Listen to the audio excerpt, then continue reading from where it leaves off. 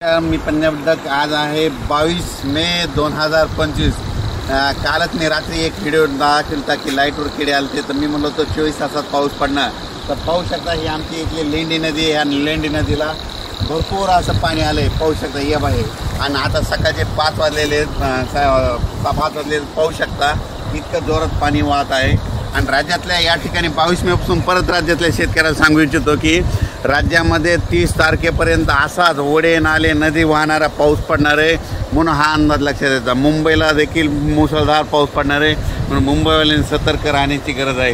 राज्यातल्या सर्व शेतकऱ्याला सांगू इच्छितो की राज्यामध्ये पूर्व विदर्भ, पश्चिम विदर्भ, दक्षिण महाराष्ट्र, उत्तर महाराष्ट्र, कोकणपट्टी, खानदेश, मराठवाडा 22 मेपासून ते 30 मेपर्यंत असा नदी ओढे नदी नाले वाहतील असा पाऊस पडणार आहे, म्हणून हा अंदाज लक्षात येतो। माझी सर्व शेतकऱ्याला विनंती की विजा कडकडत असताना झाडाखाली थांबू नका, त्याच्यानंतर विजा कडकडत असताना आपले पाळीव प्राणी झाडाखाली बांधू नका, कारण की झाडावर जास्त विजा पडतात, म्हणून हे अंदाज लक्षात येतं। नारळाच्या झाडावर देखील वीज पडते, म्हणून नारळाच्या झाडाखाली थांबू नका। मोबाईलचं नेट देखील बंद करा।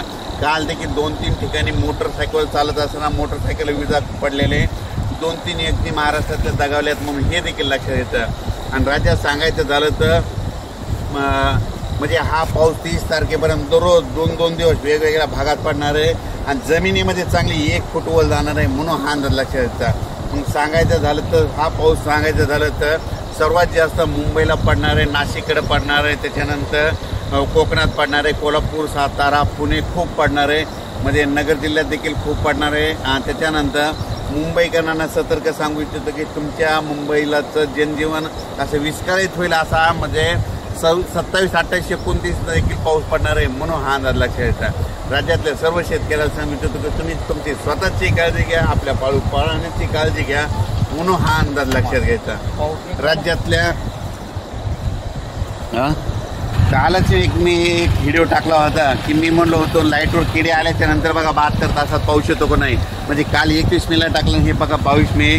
तर हे असा निसर्ग संदेश देते। आणि आणखीन एक सगळ्यात महत्त्वाचं सांगतो की 15 मे ते 30 मे दरम्यान ज्या गावात जास्त पाऊस पडला त्या गावात पावसाळ्यात जास्त पाऊस पडतो आणि त्या गावाला झुकतं माप राहतं, म्हणून हे सगळ्यांनी लक्ष घ्यायचं। हे कोणताच तज्ज्ञ तुम्हाला सांगणार नाही।